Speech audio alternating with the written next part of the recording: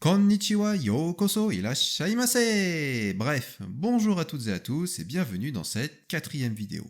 Aujourd'hui, je vous propose de parler des différentes catégories de châteaux que l'on retrouve au Japon. Cela peut paraître un peu réducteur, mais l'idée est qu'on peut les regrouper en 4 grandes familles. Alors, quelles sont-elles? Qu'est-ce qui les différencie? Y a-t-il des châteaux représentatifs de chaque catégorie qu'il faut aller visiter? Je vous propose de voir tout cela sans plus tarder. Tout d'abord, il faut savoir qu'en fonction des époques, chaque type de château a eu sa période de prédilection et chacun d'entre eux répond à un besoin bien spécifique. Pour faire une simple comparaison avec la France, les châteaux de la Renaissance n'avaient pas pour but de prévenir une invasion barbare par exemple, mais avaient plutôt un rôle de résidence. Eh bien, attention spoiler, c'est la même idée pour ceux du Japon. Pour rappel, le mot château se dit shiro ou encore oshiro en japonais. Il peut être utilisé pour désigner aussi bien un village fortifié qu'une forteresse rudimentaire ou même temporaire, ainsi qu'un vrai château défensif et ou résidentiel. Historiquement parlant, comme les premiers châteaux étaient plutôt des villages fortifiés, on peut dire qu'ils étaient majoritairement dans les plaines. Mais les premières vraies forteresses à voir le jour sont les Yamajiro, qui comme leur nom l'indique, se trouvent au sommet des montagnes. En effet, le nom ne trompe pas, Yama est la montagne et Jiro, qui vient de Shiro, est le château. Les Yamajiro ont eu le vent en poupe principalement entre le XIIe et la fin du XVIe siècle, c'est-à-dire entre les périodes Kamakura et Muromachi. À cette époque, les combats entre les daimyo, les seigneurs régionaux, ont fortement augmenté. Bref, la castagne était monnaie courante pendant cette période. Ceci a mené vers la construction de nombreuses forteresses rudimentaires au sommet des montagnes pour se prévenir des invasions ennemies. Les premiers véritables châteaux sont donc nés à ce moment. Ils s'étendaient sur l'entièreté du sommet de la montagne qu'ils occupaient. Elle était remodelée par la création de plateformes, de tranchées, de murs en terre, etc., ce qui en faisait une forteresse naturelle. La partie habitable des Yamajiro se trouvait au pied de la montagne. C'est là que résidaient les soldats la plupart du temps. Puis ils pouvaient se regrouper dans les fortifications sur les hauteurs en cas d'attaque. Il faut bien imaginer le sommet fortifié, le pied avec les habitations et pas grand chose entre les deux.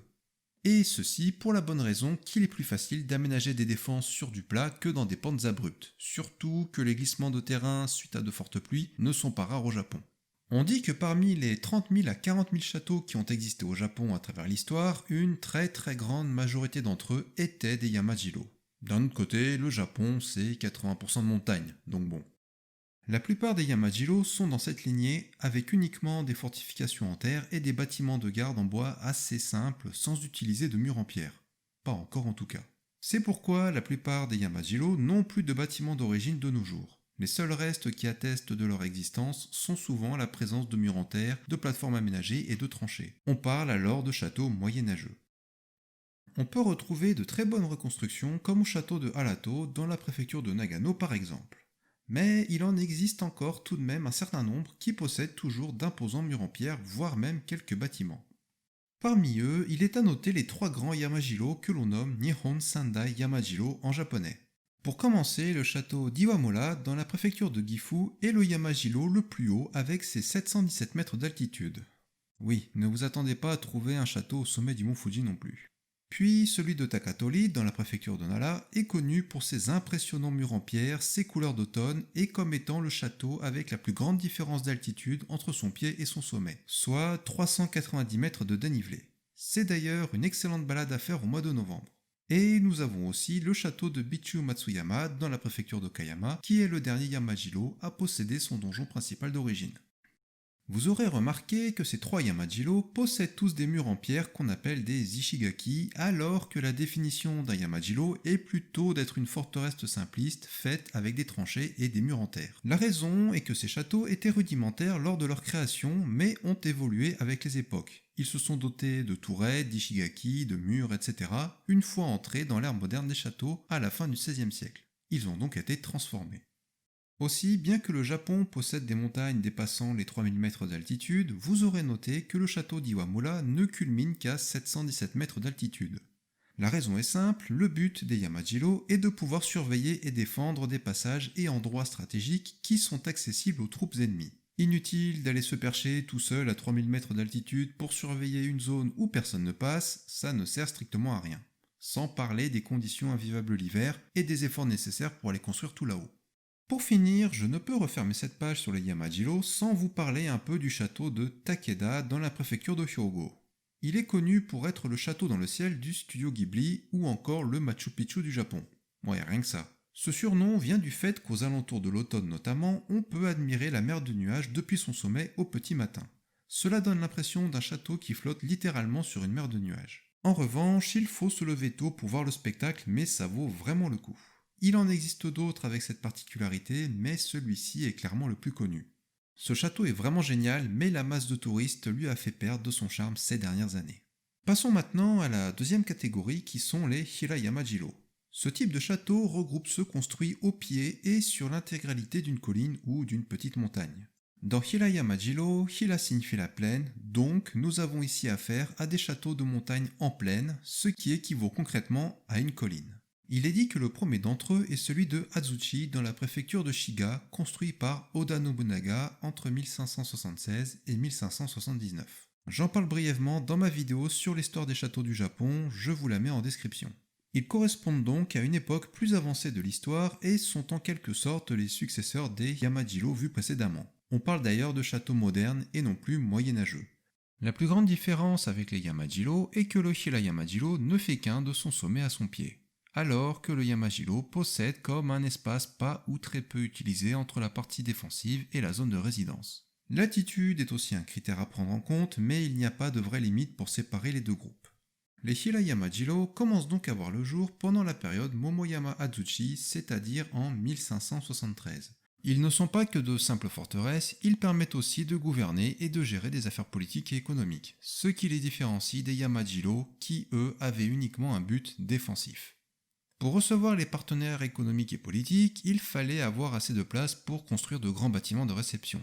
Et le terrain plat entourant ce type de château se prêtait parfaitement à cela. C'est l'apparition des premiers goten, qui sont les palais de résidence, et des premiers yashiki, qui sont les maisons de résidence à destination du peuple et non uniquement des soldats.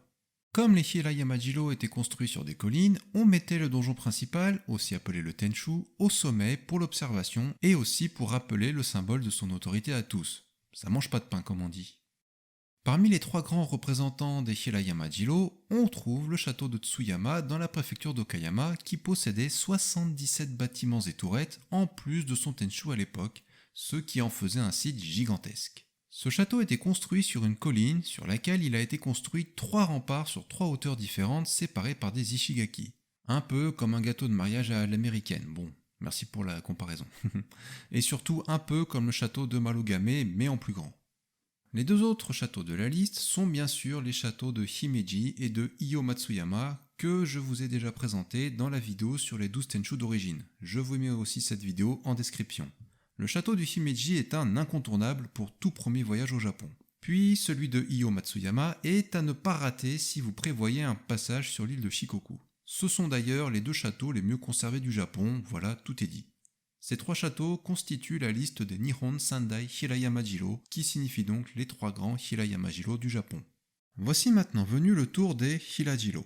Si vous avez bien suivi les 2 premières catégories, vous aurez compris que Hira est la plaine et Jiro le château, désignant donc un château construit en plaine sur aucune hauteur cette fois-ci. Comme la forteresse est construite sur du plat, le seigneur peut rassembler plus de soldats autour de son château et aussi l'étendre sur une plus grande zone, ce qui n'était pas vraiment possible avec les 2 types précédents. Les Hira-jiro ont commencé à voir le jour à la fin de la période Sengoku jusqu'à la fin de la période Edo. C'est donc un type de château moderne qui pourrait être comparé grossièrement au château de la Renaissance chez nous.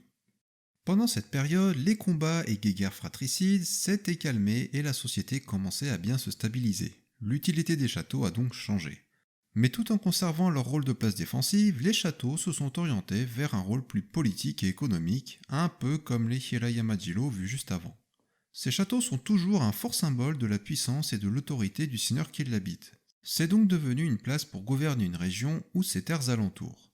Autour de ces châteaux se développaient aussi des villes qu'on appelle des Jōkamachi, qui signifient littéralement ville sous le château, même si là c'était plutôt autour du château. Au centre de ces villes, nous avions donc le château, son ou ses palais de résidence et ses remparts à l'intérieur desquels la gouvernance s'opérait. La ville avait aussi pour rôle de renforcer le château par la même occasion. C'est à ce moment-là que les techniques de construction des châteaux ont grandement évolué et ont fait un grand bond en avant. Il était maintenant possible de créer de larges douves humides et d'immenses et solides murs en pierre qui les entourent. Donc, pour assurer une bonne défense, il n'était plus nécessaire de se mettre en hauteur. Les défenses étaient suffisamment solides pour se protéger efficacement, même en plaine. Pour construire ce genre de château très imposant, vous vous doutez bien que cela a demandé beaucoup de ressources humaines et pécuniaires. Des taxes exorbitantes ainsi qu'un travail excessif étaient demandés à la population, ce qui n'a pas manqué de provoquer des émeutes et autres manifestations en tout genre. Eh oui, savoir dire qu'on n'est pas content n'est pas qu'un savoir-faire français. Dans la liste des 3 grands Hirajiro, on retrouve le château de Nijo à Kyoto, le château de Matsumoto et celui d'Hiroshima. Ils forment donc la liste des Nihon Sendai Hirajiro. Le château de Nijo possède un palais de résidence dans sa première et sa deuxième enceinte. Celui de la deuxième enceinte est toujours là comme à l'origine. C'est un trésor national classé au patrimoine mondial de l'UNESCO, comme Himeji, et tout touriste qui va à Kyoto se doit de le visiter. Il est fait de 6 bâtiments connectés et est le dernier goten du Japon à être resté en l'état depuis sa première construction.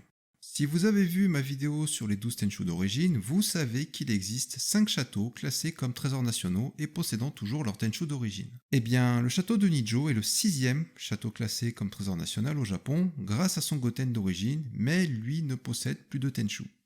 Je vous renvoie à cette même vidéo si vous voulez en savoir plus sur le château de Matsumoto qui est un incontournable bien qu'un peu excentré des circuits classiques. Le château de Hiroshima, lui, était d'origine jusqu'à la fin de la Seconde Guerre mondiale. Il a été détruit lors de l'explosion de la tristement célèbre bombe d'Hiroshima. Le Tenchu de nos jours est un musée refait en béton, mais l'apparence extérieure respecte le bâtiment d'origine et le site du château est intéressant dans son ensemble. Il semble aussi exister une autre liste des 3 grands Hirajiro avec les châteaux de Nagoya, dans la préfecture d'Aichi, celui d'Okayama et toujours celui d'Hiroshima. Je n'ai pas trouvé de raison exacte à cela, mais je pense que cette liste a été faite en excluant les trésors nationaux qui sont déjà assez mis en avant le reste du temps. Et pour finir, voici une catégorie un peu spéciale, les Mizujiro. En japonais, Mizu signifie l'eau. Vous comprendrez donc facilement qu'on parle ici des châteaux construits au bord de l'eau, donc en bord de lac, de rivière ou de mer. Ces châteaux exploitent la défense naturelle qu'est une étendue d'eau et jouent le rôle de douves humides géantes. Mais ils ont aussi l'avantage de pouvoir être une attache aux bateaux aussi bien commerciaux, de pêche ou de guerre. Mais les techniques pour construire un château dans cet environnement ne sont pas faciles à bien maîtriser et les dommages causés par l'eau et les intempéries maritimes font que ce genre de bâtiment est assez rare. Les Mizujiro construits en bord de mer sont aussi appelés des Umijiro, Umi étant la mer en japonais. Une particularité des Umijiro est de posséder ce qu'on appelle un funaili, qui est une entrée et un point d'ancrage pour les bateaux. Funa vient de fune qui est le bateau et ili vient du verbe ilelu qui veut dire faire entrer. De toute époque, on utilisait principalement la marine et les vaisseaux de guerre pour transporter des biens par voie maritime. Donc les Mizujiro ont montré assez vite leur double utilité, aussi bien militaire que commerciale. En cas de siège lors d'une bataille venue des terres, les funaili permettaient de faciliter le ravitaillement du château et donc de pouvoir mieux tenir face à l'ennemi. Ils permettaient aussi une issue de secours potentielle en cas de problème. Parmi les 3 grands Mizujiro, on notera celui de Imabari sur l'île de Shikoku. Il possédait le plus grand funaili du Japon grâce à sa localisation en bord de mer dans une crique bien placée. Il était parfaitement opérationnel en tant que port militaire et commercial en même temps. C'est donc un excellent exemple d'Umijiro. Les 2 autres de la liste sont ceux de Takamatsu, aussi sur l'île de Shikoku, qui est lui aussi un Umijiro, puis celui de Nakatsu dans la préfecture de Oita sur l'île de Kyushu, plus au sud, qui lui est un Mizujiro en bord de rivière. Parmi les châteaux construits en bord de lac, on notera celui de Hikone dans la préfecture de Shiga et celui de Matsue dans la préfecture de Shimane. Mais comme ils se trouvent tous les deux au sommet d'une colline, il s'agit en fait d'Hirayama-jiro. Pour conclure, il faut bien comprendre que la plupart des châteaux du Japon étaient des Yamajiro et que ce ne sont pas eux qui sont mis le plus en avant de nos jours. Pour la simple et bonne raison qu'ils n'avaient pas forcément d'édifices impressionnants et que la plupart sont difficiles d'accès et rarement bien conservés. À quelques exceptions près, les châteaux mis en avant de nos jours sont les châteaux modernes construits en plaine ou sur des collines. Leurs bâtiments, leurs murs en pierre, leurs douves sont plus vendeurs que des restes de tranchées en terre cachés dans des forêts montagneuses. Ça peut se comprendre.